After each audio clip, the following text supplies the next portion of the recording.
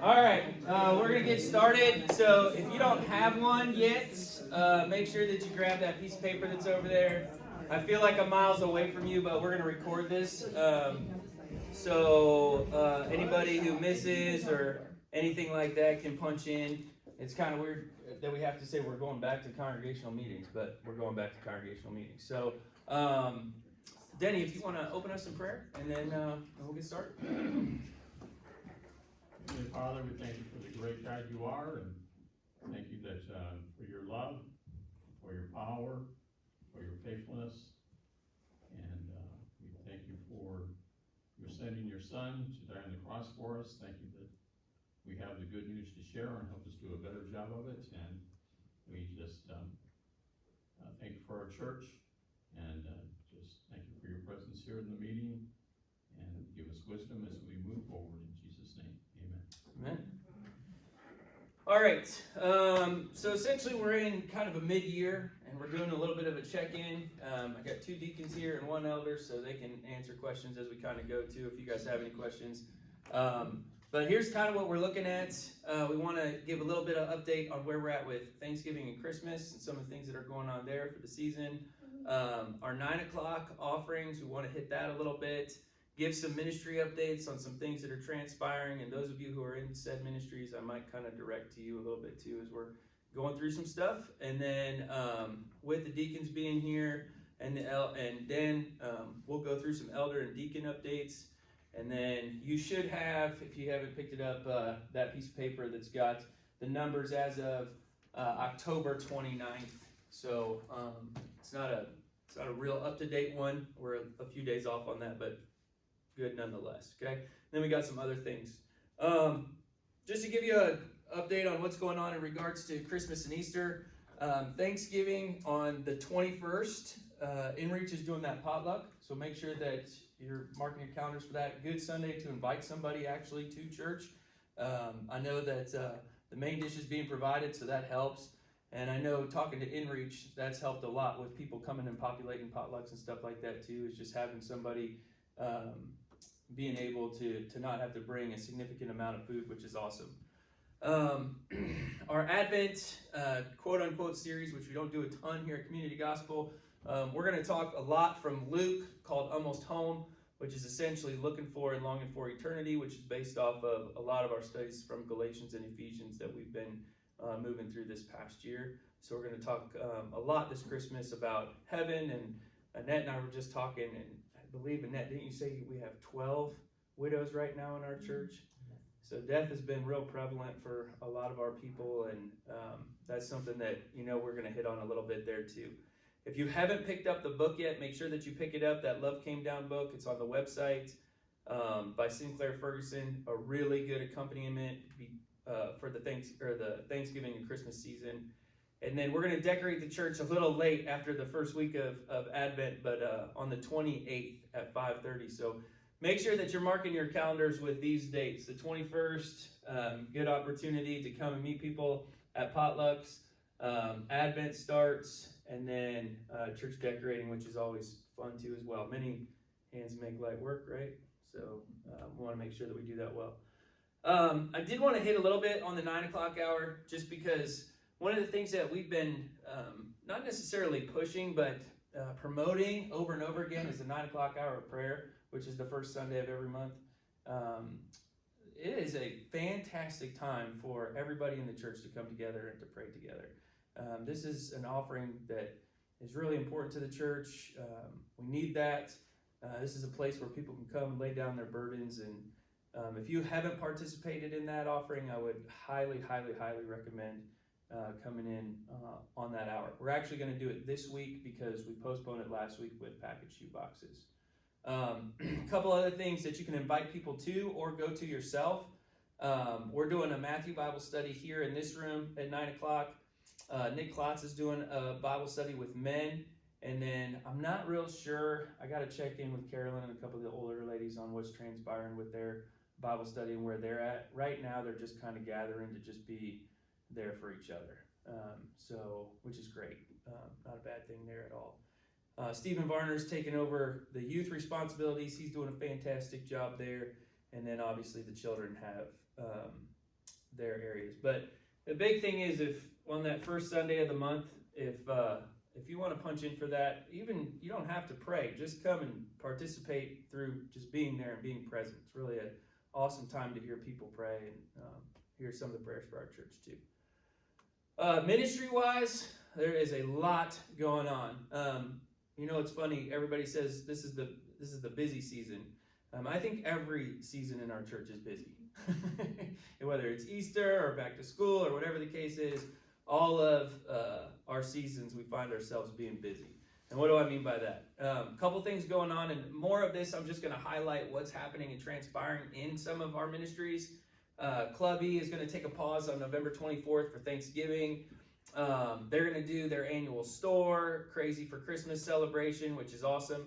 If you're not here on Wednesday night and you just want to kind of see a heartbeat of what's going on and what's transpiring with our young people, and you don't have to serve necessarily, just come and watch all the things that are happening on Wednesday night. Small groups are meeting, the kids are here. It's a fantastic time to just come and see the youth of the church, if you will, young people of the church. So super excited about that. And then they'll do a conference called Superstart in March, which we're looking forward to as well. Tomorrow night, Saturday night, the youth are doing a date night, and that's over in the gym. If you're interested in that, we're doing a Parents' Day out on the 4th, and then some service projects too as well. And then they're going to go on their retreats. So young people and junior high and high school students are busy, and that's good. But they're not just busy being busy; they're busy doing actual things that are going to be honoring and glorifying. Okay, so super excited about some of the stuff that's transpiring there. I don't know numbers on both of those, but I do know that youth, anywhere from 30 to 50 students a night, and our young people in regards to children's ministry, just number-wise, update 100 easy every night. And then there's a lot of volunteer base from that too as well. InReach, Mark Dixon took over for that. Julie's been fantastic about helping do funeral dinners and anything that we have in regards to people who have needs in regards to funerals. We did, 4 funerals in 2 weeks or something crazy like that. And you guys did fantastic with that, so huge thank you for what you guys are doing there. Church bonfire went well. It was cool to see people out mingling around, just having a fun night. Like I said, Thanksgiving potluck will come up with Christmas decorating too. So they're kind of back rolling. And if you look at some of these things, the neat thing is that the church is back meeting, and we're back fellowshipping with one another in a God-honoring way with some of these things. So that's important. I'm super excited about what's going on in men's ministry right now. The men went to Grace Adventures on October 29th. There was 6 guys that went, had a fantastic time together. We're going to do the Wing Sing again in December. One of the things that is not up there that we just implemented, we had a meeting on Sunday and talked through a couple of things. The first Thursday of every month, we're going to do what is called a men's huddle in this room. And we're going to do a topic the first Thursday of every month with the guys from 6 o'clock to 8 o'clock. It's a no agenda thing where there is kind of a little bit of agenda. I take that back. But it's more discussion based. It's more 20, 25 minutes message with tangible ways that guys can take some of that information and put it into their everyday life. Some of the things that we're going to look for in the future with some of those men's huddles, we want to bring in some wives and do like a wives panel. It's kind of like mops for men, if you will, on a Thursday night. We want to do some stuff in regards to integrity, talk about having some panels with some guys, bringing some professionals in, doing some of those opportunities too. So the guys are really excited about that. We're actually going to do for the first time ever our first conference on February 5th. We went away from No Regrets just because No Regrets was more of a topical time, and we looked at it and we were like, we could probably tackle a whole book of the Bible together. So you can start praying about that in regards to February. And then Men's BSF, I know Denny's involved in that, just a fantastic opportunity. I didn't know this, but Men's BSF is getting they're almost there, more numbers than women's.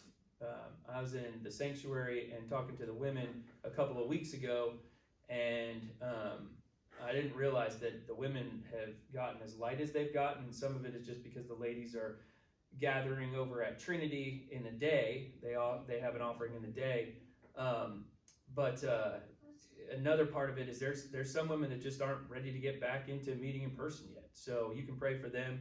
But man, the guys are encouraging. It's super awesome to watch that happen with all those guys that are meeting. And Jim Stoller's doing a fantastic job leading that too as well. Mitch, did you ever get a number on how many boxes we packed for Operation Christmas Child? I didn't get any feedback. All right, just curious. It was a lot. I know that. But that just happened on Sunday. Awesome opportunity. Mitch, anything else missions-wise that needs highlighted? We talked a little bit about some stuff, but I don't know if you had anything. Yesterday with Todd Zellweger up at Food Rescue in South Bend. I'm familiar with that at all. Yep. But maybe try to get our youth focused on doing some service project up there, even the congregation. Cool. Yeah.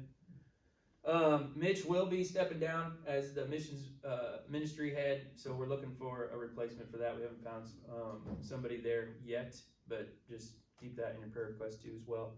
Other things that are happening, currently right now the small groups are meeting.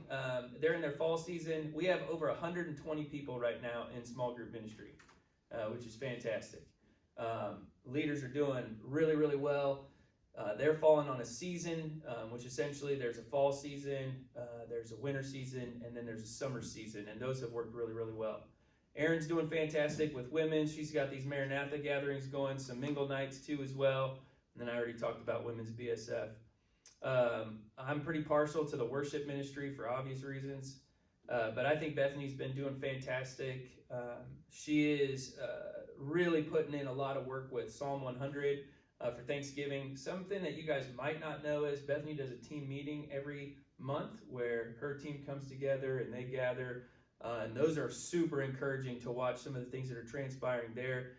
Freya Varner is taking over in regards to adult choirs and children's choirs. So there will be an adult choir, and I believe, Denny, you're singing in that, right? There's a significant amount of people in that too. So I don't know who's going to be in the pews that day, but there'll be a lot of people on stage that day. Children's choir is awesome, and then keep in mind too that at Christmas Eve service is always well populated, and continue to promote that too, because we'll do that again this year. With the EFCA, things are going really, really well there.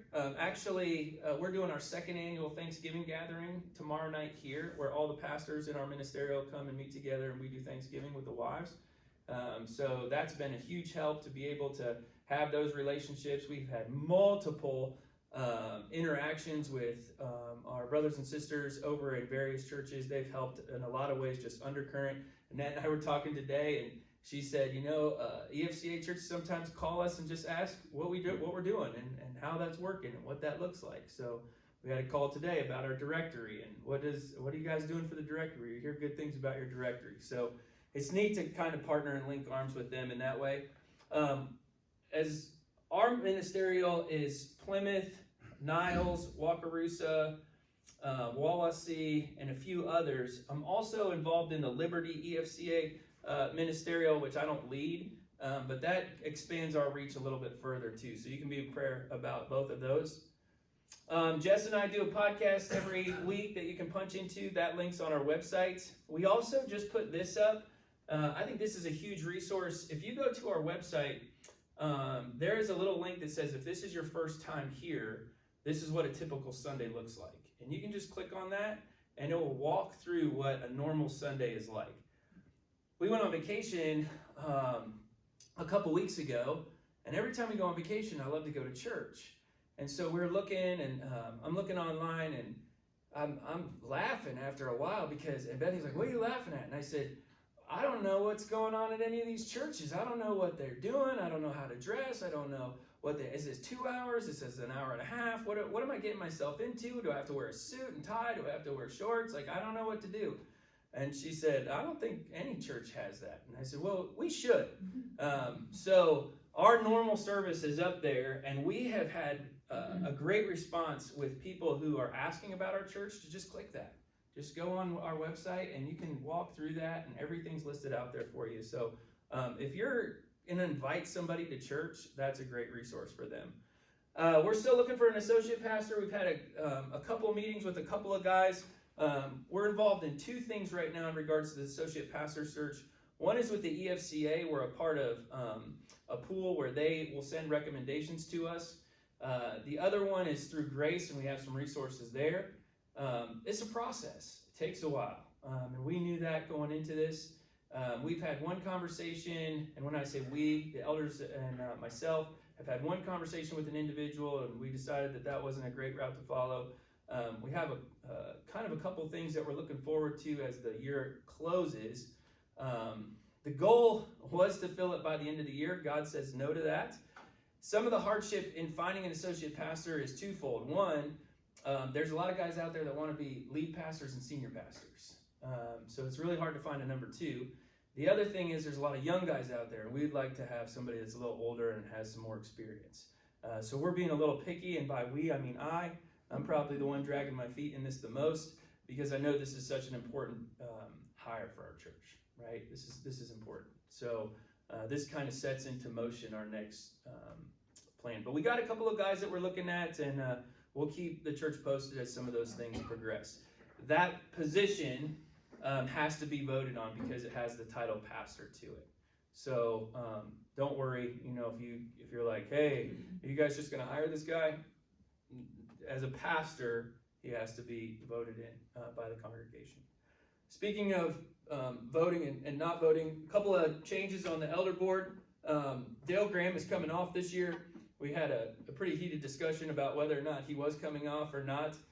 He said he's served 6 years. We thought it was 5. He's the oldest member of our elder board, I think. So Dale just said yes, or you are, aren't you, Denny? So Denny said, no, Dale, you're wrong. And he said, I'm right. And long story short, Dale's still coming off the board this year. We did the research, and yeah, he's at his 6 years, so he needs to take a year off. Mark Dixon is actually going to step back on the board. So if you flip this page over, the reaffirmation vote for Mark Dixon is December 5th after church. So we're going to vote to reaffirm him as an elder. I don't see any problems with him. If you see any problems with him, come and find us and talk to us if you have any issues with that. Coleman Wagner, in regards to deacons, is coming off the board this year. And then you probably saw this a little bit on the slip on Sunday morning. This A, C, D, F, G, J, what is that? This is our elders helping shepherd the flock. So this is, if you're a member of Community Gospel Church, you fall underneath one of these areas. And if you had an issue, most likely this individual would reach out to you. So we understand that there's a significant amount of people in our church, and we want to make sure that we're shepherding them well. The goal also is that our elder board is reaching out to these individuals once a quarter just to make sure everything's okay. So some people we've seen, some people we haven't seen for a while, then every month we talk through that list and just bring some of those issues and concerns to the table so that we're shepherding together, okay? So I had a couple of questions about that, like why are there alphabetical numbers, next to their names? And that's just how we shepherd the flock. Couple of things in regards to elders that we have brought up. One is a policy that just got implemented. The other one is a change in the Constitution. One of our elders said, this is good that we're doing this because it puts some meat on the congregational meetings. In other words, you should have been there. And this is one of those things. A policy that we just implemented is that any funds that are donated to Community Gospel as a memorial of a person or event gets placed in the general fund and is not used to purchase or subsidize a physical memorial of any kind. There's multiple reasons for this.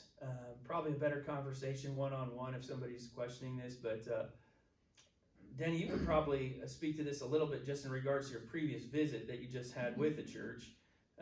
The goal is to constantly point people back to Christ and not to individuals who have passed or been with Jesus. And you want to share a little bit on that, Denny? Well, we were out east back in end of September, first part of October.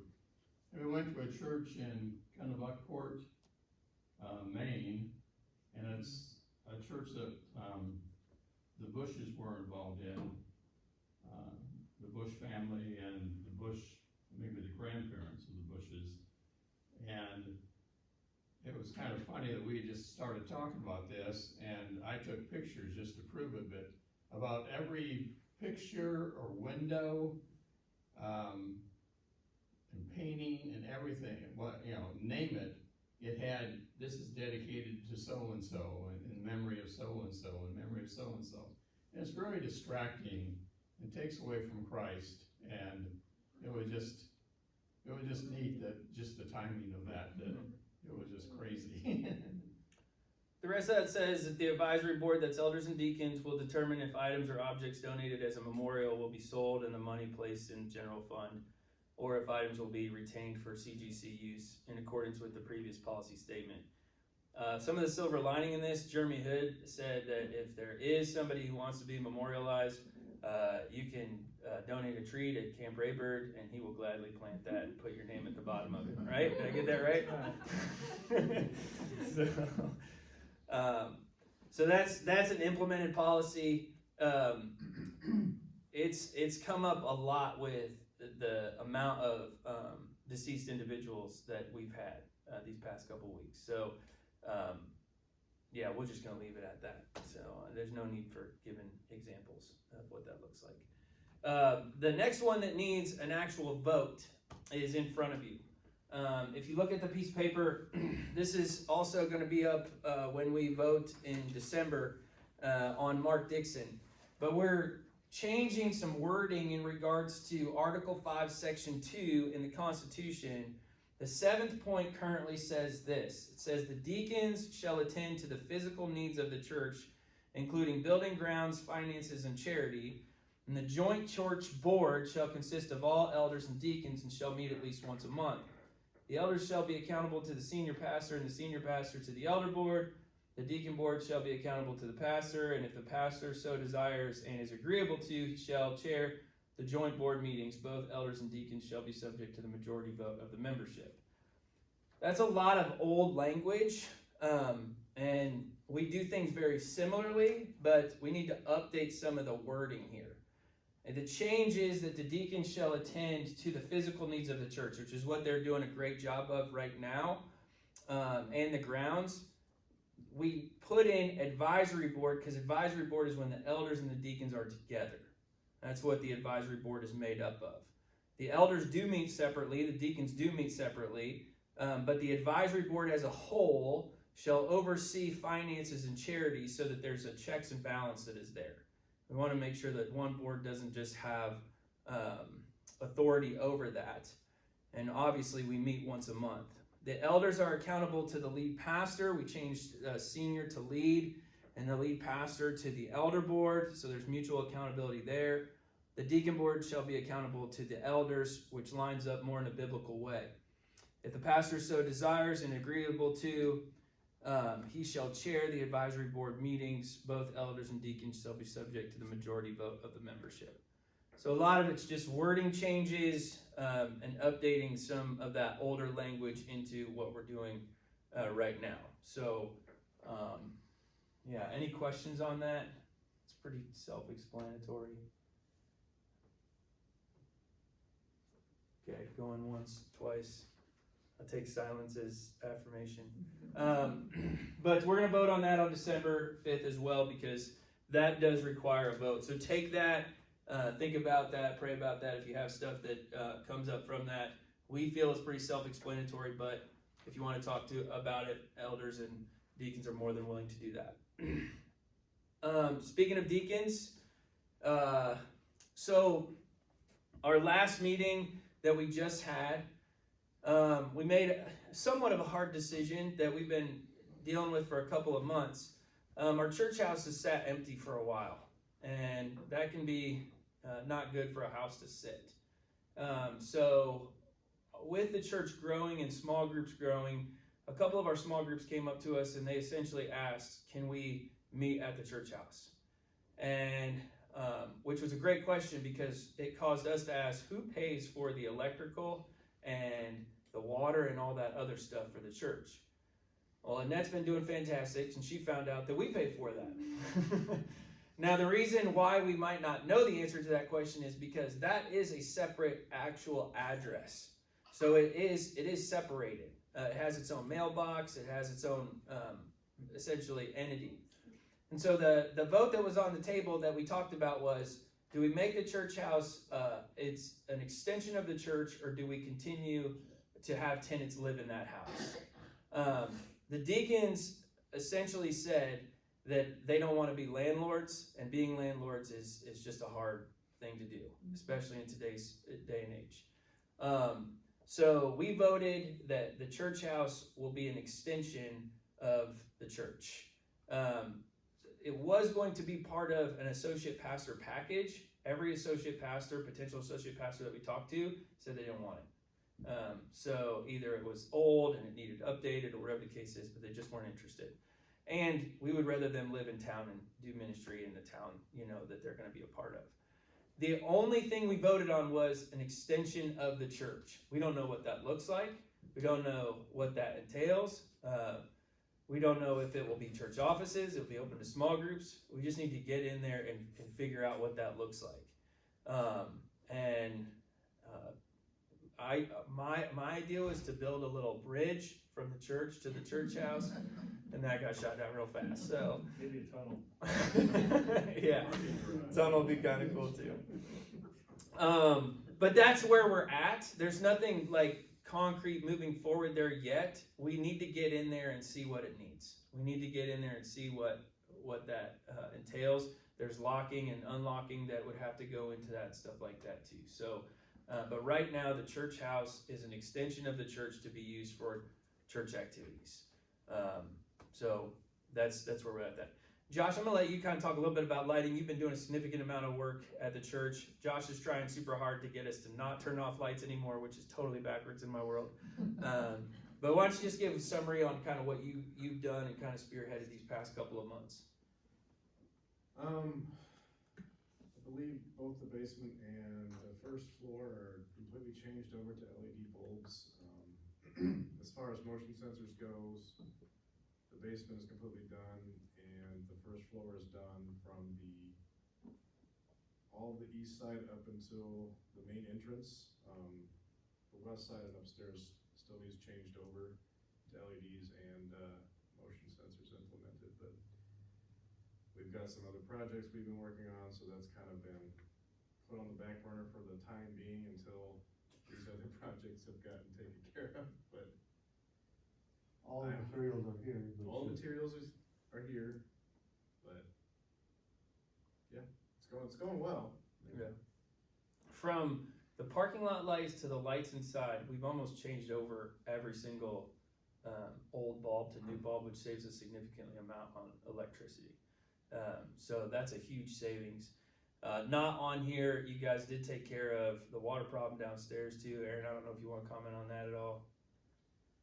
We put in a couple new pumps by each sump pump, and yeah, they just ran it outside and hooked it up to one of the tiles that goes to the ditches, or to the ditch. So it seemed to work good with this last rain we got, so. I've had any flooding Yeah. since that. Annette and I both did that. We got here. As a matter of fact, Coleman beat us here. And I looked at him and he looked at me and he's like, it's dry. And I was like, Annette, it's dry downstairs. A miracle has happened and transpired. So that was a huge win for us that's there. We can now look at that and say, does it need to be renovated? Does it not need to be renovated? Was there damage there? How much damage happened? And just go from there. Not a deacon, but an old deacon. Jeremy, you want to talk about the gym roof a little bit? Yeah, so several years ago it was re-roof, but there's been some condensation problems caused by some of the work that was done, so we're adding some vents to the roof. At some point, we're on the roofing crew's schedule. I'm just not sure when that'll happen. So that'll help. Hopefully that'll take care of the condensation issue, which is causing damage to the wood underneath the new roof. So neat. I don't have anything else to say on that. I mean, sometimes the elders and deacons talk about physical ground stuff, and I just nod my head. I think that's what people feel like when I preach and talk about Greek sometimes. So it's all right. And Sean Waldron's not here, but in regards to elevator chairs, we did take out one. I don't know if you knew that or not. It was bad. And then the one that we have does work, but I think it's pretty temperamental. We are looking into what it would look like for us to put new elevator chairs. The hard thing is, and you guys can correct me if I'm wrong here, but the hard thing is, as the world progressed and community gospel stood still for a while, there were logistics that happened in regards to safety features and things like that. So we're okay with our current setup, but if we were to put in a new chairlift, there's yearly cost to that. There's people that have to come in and inspect that. It's not as easy as just putting in a chairlift. We thought we could just buy one and then everything would be okay. And I guess that's not the case. And Josh, you're kind of nodding your head. You want to add anything to that? Well, that's the case if we go for a new chairlift, we would have to do yearly, well, is it yearly inspections? And that's like a $500 fee, and the initial fee is insane, couple thousand. Per chair.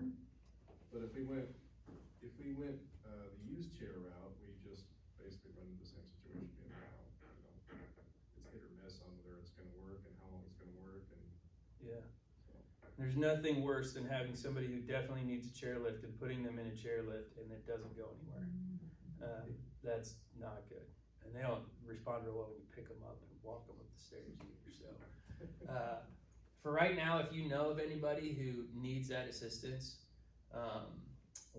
use the very front door of the church, the old entrance. There's a ramp that goes all the way up. So by all means, feel free to use that. If you do use that, you need to pull those doors closed really hard. They don't just shut. So yeah. The deacons are working on a 5-year renovation plan. We're looking at all these things. I'm reminded of the fact that we need a 5-year renovation plan every time I teach in this room, because we have Vegas style carpet here that I don't know how it got here, but it's here. But some of those things we're looking at in regards to carpeting, we're looking at some of the things in regards to walls, paint, stuff like that. The church just needs a good general overhaul in all the little things. So we're talking about what that looks like.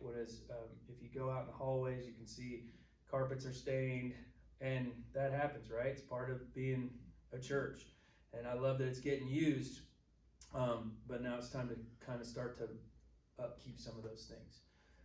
So as soon as we get that renovation plan, and I say we, as soon as the guys get that renovation plan implemented, you can find that in the war room, which is in the middle office and our church office is over on the other side of the building. You have some budget numbers there. Just to give you an idea of where we were at in October, end of October, checking account, looking at about $80,000, savings at $90,000, and our project account at $35,000. We do know, because this has come up a few times, that those are big numbers in regards to why are we letting money sit. And it's not necessarily that we're letting money sit. We just understand that there's some things that are old at the church and could break at any time. Our boiler system's old, and as we transfer seasons and stuff like that, we want to make sure that we're doing diligence with our finances and not just dumping money into something just to dump money into something. Could we take that money and just totally renovate, a whole floor of the church? Well, not on that dime. Okay, yeah, we could do significant damage with that. But if a boiler goes out, we're in trouble. And we learned this a little bit last year with our cooling systems. Our cooling systems had significant problems and required a significant amount of money there. So those things are very much a reality. With our finances, Annette and I just were talking about this because we've been working with Laux. They had a transfer of employees. This has happened to us 2 or 3 times.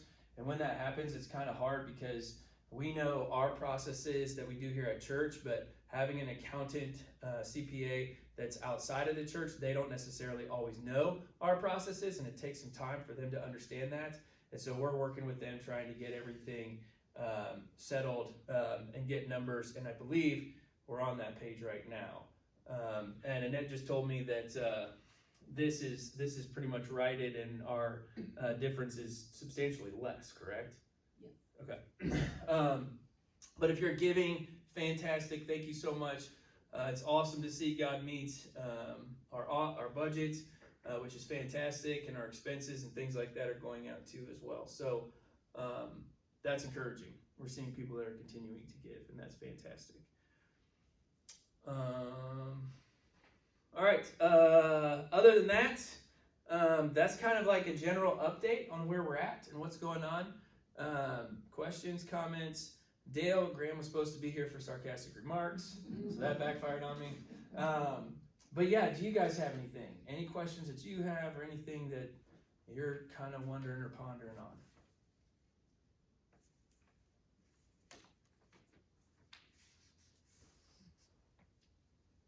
With the amount of new people that have been coming the last couple of years and since COVID, how many of those are getting plugged in? Do you guys have a good grip on, the volunteer levels of these new people? Or like everywhere, there's, hiring signs. Yeah. Technically it sounds like every ministry we have is hiring as well. That's true. So, what can we do? Do you guys have any thoughts on that, or has it been discussed? Yeah, so first of all, great question. We got people that are from all over the place. The biggest thing that we're seeing with new people is we're asking the question, are you staying or are you going? Because we had a significant amount of people come in from COVID, and those people, probably 10 to 15% of those people went back to their church once it opened up. And that's fine. We were totally fine with them being here and healing and doing whatever. One of the dilemmas that we're seeing with new people that are coming in is community gospel doesn't budge on our membership policy. We're big on that because it shows commitment to the church. We do that for multiple reasons. And some people, the membership part is hard. So for them, they're willing to commit to serve in a smaller setting where I can just be like a team member. But when we get into some of those bigger issues, we're like, well, that's a membership role. Take teaching, for example. I want to teach youth. Okay. You got to be a member to do that. And we walk them through why. It's not that they're skittish on that. They're just thinking that through. Maybe they've never done membership before, or whatever the case is. So plugged in we're seeing some people get plugged in on the minor levels. We definitely need to work on discipleship to get them to come up a little bit. The other problem is people come from all over the place. Somebody 2 weeks ago called me a priest. Somebody that I thought was really grounded. And that's hard, right? Like, whoa, hold on a second. I'm not a priest, I'm a pastor. And those two things are polar opposites. And I corrected them lovingly, but they didn't get it. And so we had to really walk through that and have a conversation about that. And that's a hard thing too, is how do we help people and disciple people to get them to a spot that's going to be where they can serve in a setting that's a little more mature area, if that makes any sense. So yeah, we have a lot of those bottom volunteers, but getting people, and that's something that we're praying through, is how do we do that? How do we bring them into that setting?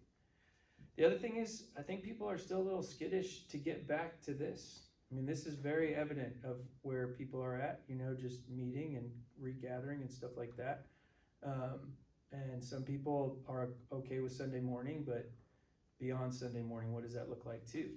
We're dealing with busyness all over the map for everybody. So, hey, can you serve? I'm real busy right now. Okay, what do we do with that? So that's just kind of where we are. But it's a good question. Do you have a number, like a percentage of People serving and not serving? Plugged in, Oh man, I don't even know. Annette, you wanna? I don't have a figure for that. I don't know if I could give an answer to that. It's a great question. Yeah. Because I think we'd have to define plugged in. I think some people, volunteering of some sort. some people would say coming to church is being plugged in, Yeah, which is hard. yeah. I got people for you if you're looking for things that you could ask. looking over this list, I can come up with a significant number. I mean, I'm not gonna mention names, but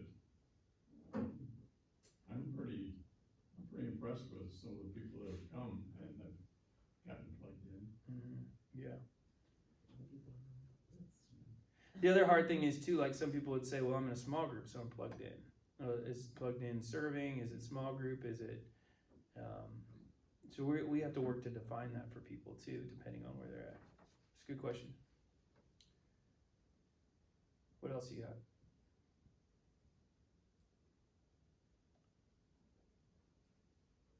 Okay. That's fine. And sometimes, we were just talking about this, sometimes silence is not a bad thing, and I'm really happy with where we're at right now as a church. We got a good team of elders right now. We got a great team of deacons. We're constantly looking at who we're going to put on the board and what that looks like. We're preaching and teaching God's word, which is a rarity in today's society. I had a lunch conversation with a guy today, older guy, and he said, man, it's rare that you are the age you are and your church is preaching the gospel the way it preaches the gospel.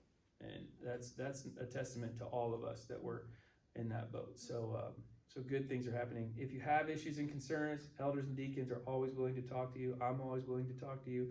If there's anything that pops up that you're thinking about, just let us know and we can walk through that. But yeah, Did you talk about Mark Dixon Mhm. as a, on a ballot in a couple weeks? Yep. All right. Jeremy, how about you pray for us? And then if you have anything else, feel free to stick around. But thank you guys so much for coming. It means a lot. And we're going to keep going. God, we thank you for what you're doing in our church and through the people using us here. God, just continue to do that work and help us to see where you're at work, see where you're moving to build our faith. And God, we just look forward to what you have for us going forward. We thank you for Jordan and all the other staff and the hard work that they do and all they do and the sacrifices they make. Just thank you so much for them and just bless them for that. And God, we just thank you for your grace and forgiveness and salvation. Help us as believers to communicate that to the lost around us. God, we just pray these things in your name. Amen. If you didn't get a sticker for your card, you want one, by all means, grab one. They're on the back, sitting next to a net. And yeah, thank you. Talk to you soon.